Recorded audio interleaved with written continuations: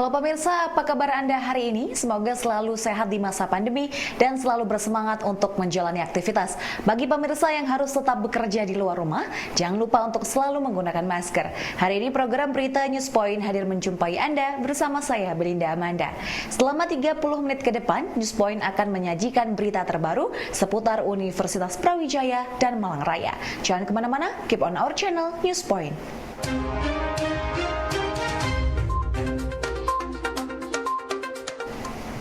Pemirsa, praktek diskriminasi gender dan diskriminasi penyandang disabilitas masih menjadi persoalan yang kerap terjadi di masyarakat. Hal ini mendorong jurusan Sosiologi FISIP UB menggelar pelatihan perspektif gender equality, disability and social inclusion yang ditujukan untuk aparatur pemerintah sebagai pemangku kebijakan, akademisi, pekerja media, dan organisasi penyandang disabilitas. Kegiatan ini merupakan implementasi kegiatan pengabdian masyarakat hasil kerjasama jurusan Sosiologi dengan Australia Indonesia Disability Research Advocacy and Network. Ya, workshop ini memfokuskan pada kelompok-kelompok akademisi, pekerja media, dan juga aparatur pemerintah, serta organisasi penyandang disabilitas. Kenapa kemudian kita memilih kelompok-kelompok ini sebagai sasaran? Karena kemudian mereka adalah aktor-aktor yang bisa mendorong dan menentukan arah kebijakan yang lebih gender equality dan inklusif seperti itu. Dan salah satunya akademisi gitu ya.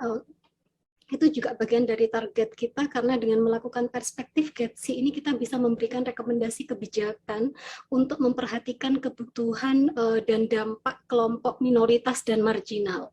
Selain itu juga dengan perspektif GETSI maka bisa membuat kebijakan yang bisa menekankan pada pengaruh utamaan gender dan hak-hak kelompok marginal itu seperti apa. Untuk media gitu ya, itu menjadi hal penting adalah bagaimana kemudian bisa mengusung isu-isu gender equality dan inklusi sosial ini, termasuk bagaimana kemudian bisa pemberitaan itu both side coverage, ada nilai imbangnya, sehingga misal perempuan bukan hanya kemudian ketika dia sebagai korban bukan malah mendapatkan victim blaming atau rape culture seperti itu, malah disalah-salahkan. Bagaimana kemudian bisa membantu mengadvokasi perempuan. Pemirsa, menjaga perdamaian dan toleransi menjadi salah satu tantangan untuk memajukan Indonesia serta merupakan kewajiban semua pihak, mulai dari individu, warga negara, masyarakat, lembaga pemerintahan, hingga institusi pendidikan. Namun penguatan toleransi dari aspek individu harus diawali dengan keluarga. Dalam hal ini adalah orang tua. Demikian disampaikan peneliti dan akademisi jurusan Psikologi, Fakultas Ilmu Sosial dan Ilmu Politik Universitas Brawijaya, Dr. Ika Wardiani. Dalam hal sehari-hari, mungkin toleransi ini saya membahasnya sangat general ya, karena kita perdamaian di masyarakat ini kita kan harus mempertimbangkan semua perbedaan, semua kesetaraan yang mungkin, dan juga bagaimana kita melihat perbedaan-perbedaan tersebut. Bisa saja mulai dari difabilitas, penyandang dengan akses gedung dan lain, penyediaan pelayanan kayak gitu. Kemudian menghapus diskriminasi baik maupun gender maupun disabilitas. Sikap positif terhadap minoritas. Nah, ini mungkin juga termasuk bentuk toleransi yang sekarang jangan mentang-mentang kita kelompok yang lebih besar, jadinya orang harus nurut kita, harus ngikut kita, ya enggak juga gitu. Toh mereka ya enggak masalah gitu, tidak bermasalah ya. Kesempatan layanan dukungan dari sudut hukum. Kalau sekarang ini kan ya juga seperti orang yang kayak bilang tidak setara gitu ya, tajam ke bawah, tumpul ke atas, kayak gitu. Itu termasuk bentuk intolerance ya. Jadi kesempatan kerja yang adil. Jadi bahkan yang punya difabilitas pun bisa memiliki mata pencaharian yang ini. Toleransi ini kenapa perlu kita perjuangkan? Itu karena mengurangi sikap negatif karena kebencian terhadap kelompok yang lain, tidak melulu rasial, tapi juga Kan marah orang tuh kalau di-push terus kayak gitu. Jadi itu menimbulkan kejahatan atau cenderung ini kejahatan, sehingga kenapa kita perlu toleransi, yaitu membentuk masyarakat yang adil dimulai dari diri kita sendiri, meningkatkan rasa hormat dan tidak ada lagi yang isolasi, segregasi, itu sudah masa lalu.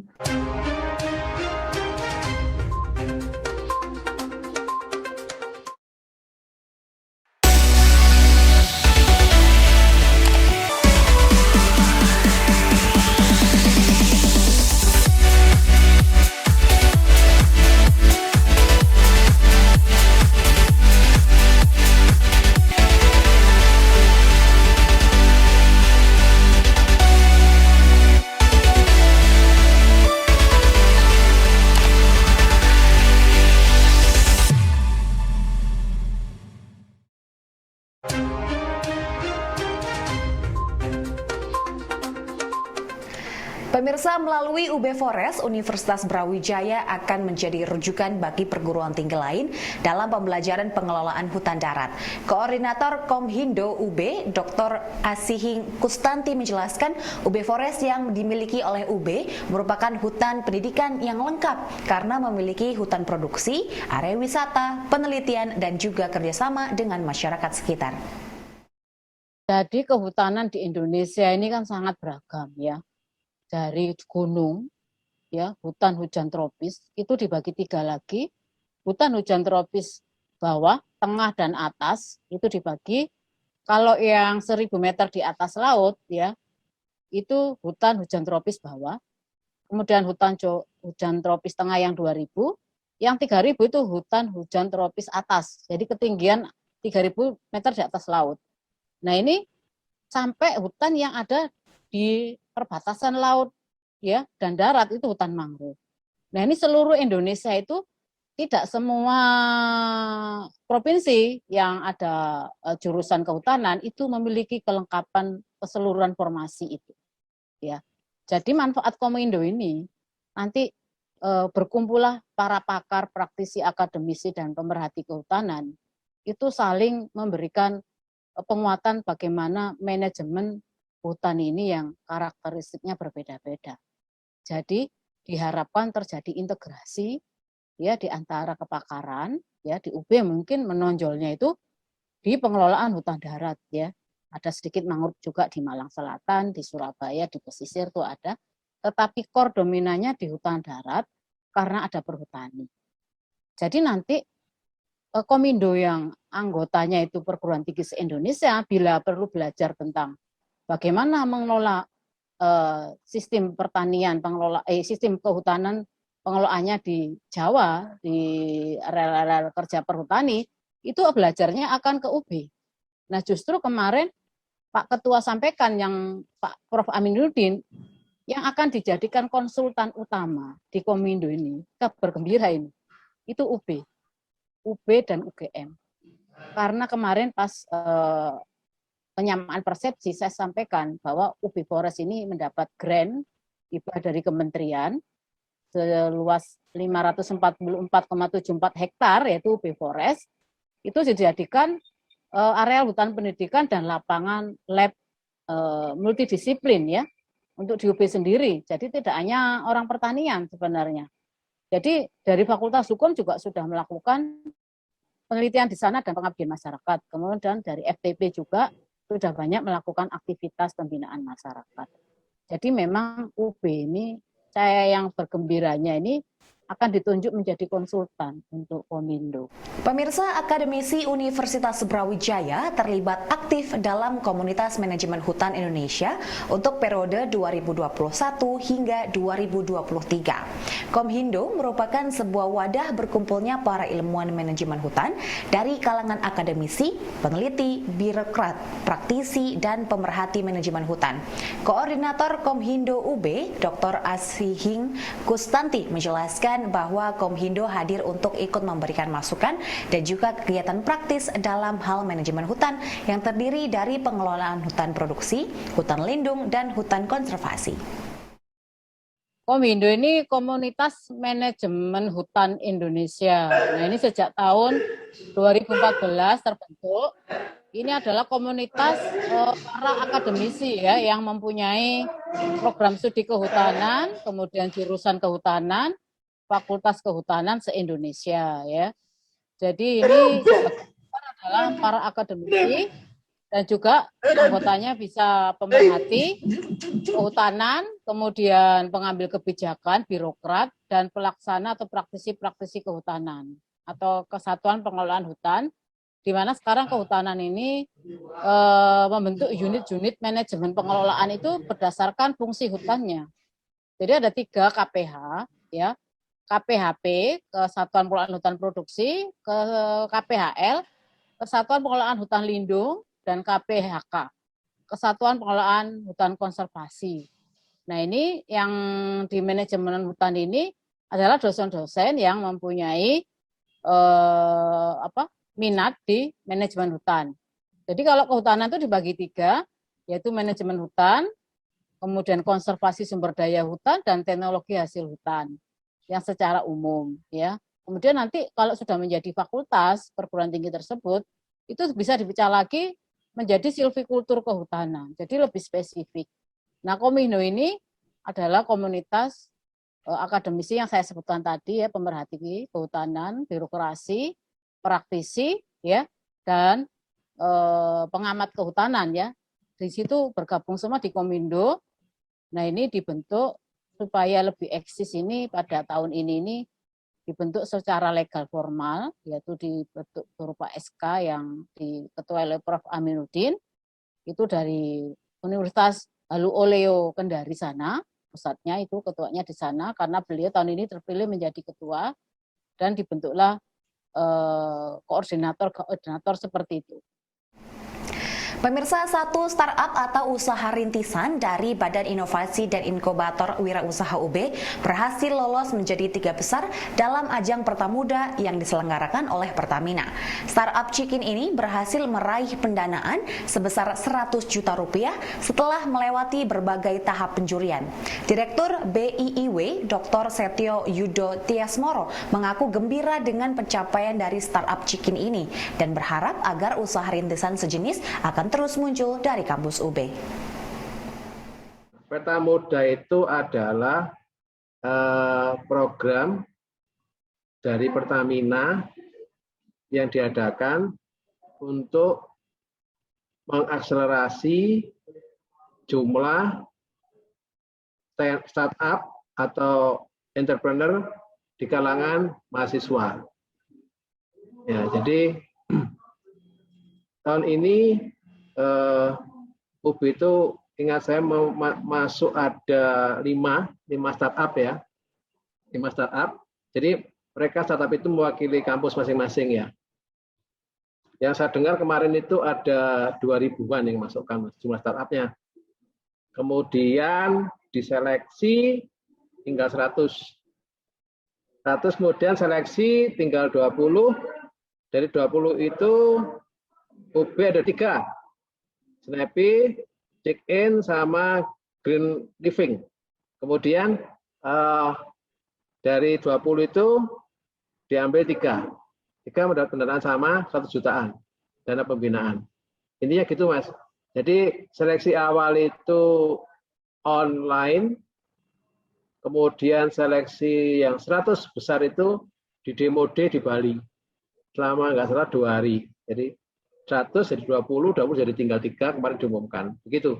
Dan alhamdulillah UB masuk sebagai 3 besar di samping UI dan UNER. Hanya 3 kampus yang mendapatkan dana.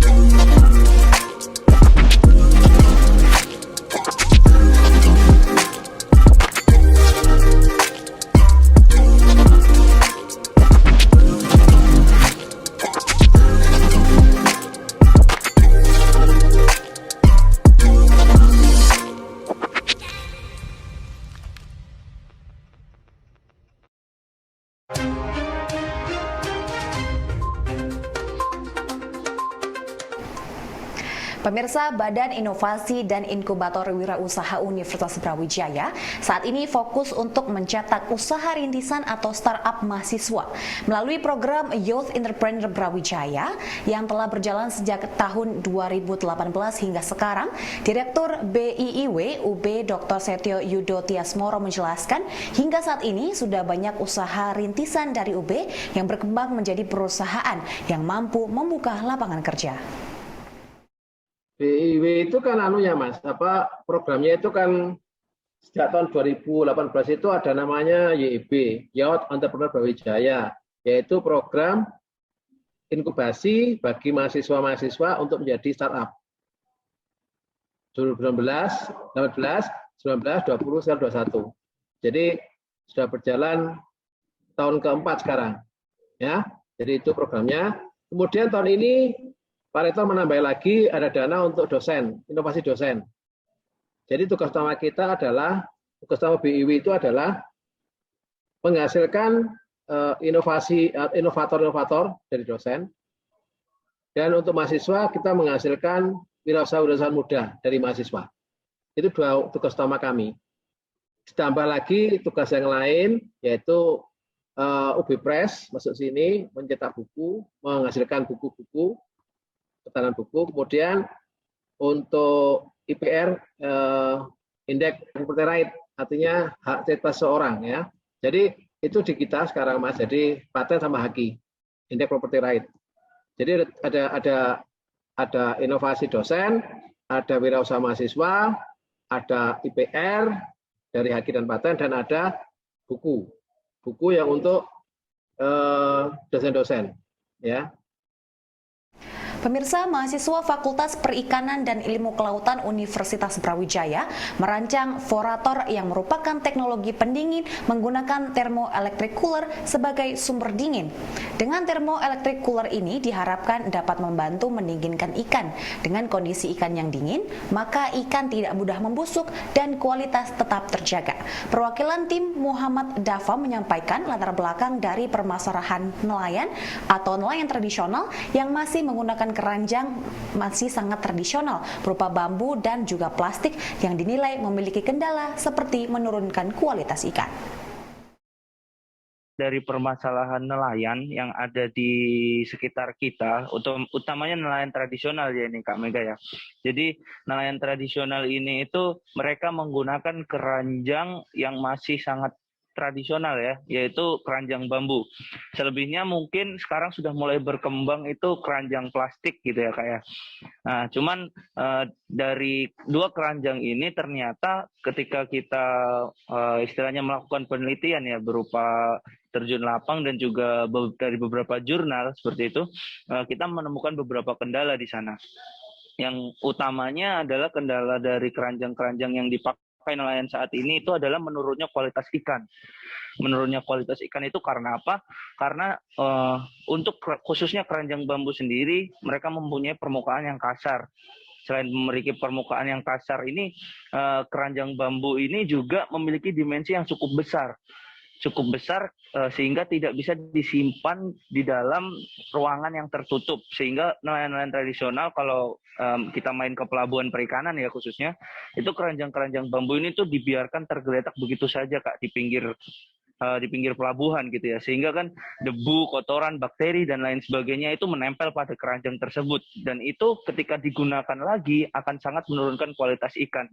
Tentunya kita semua tahu bahwa ikan ini merupakan salah satu istilahnya produk yang memang sangat mudah untuk membusuk seperti itu ya. Jadi dia proses untuk penanganannya itu harus sangat steril dan sangat dijaga daripada produk lain kayak ayam ataupun daging dan lain sebagainya gitu. Karena kadar air di ikan ini sangat tinggi seperti itu, sehingga gampang membusuk.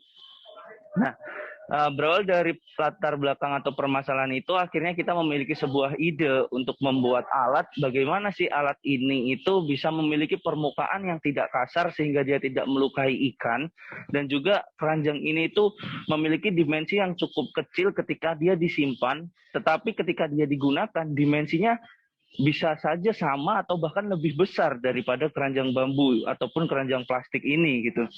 Sehingga kita menemukanlah suatu ide yang nama forator itu tadi.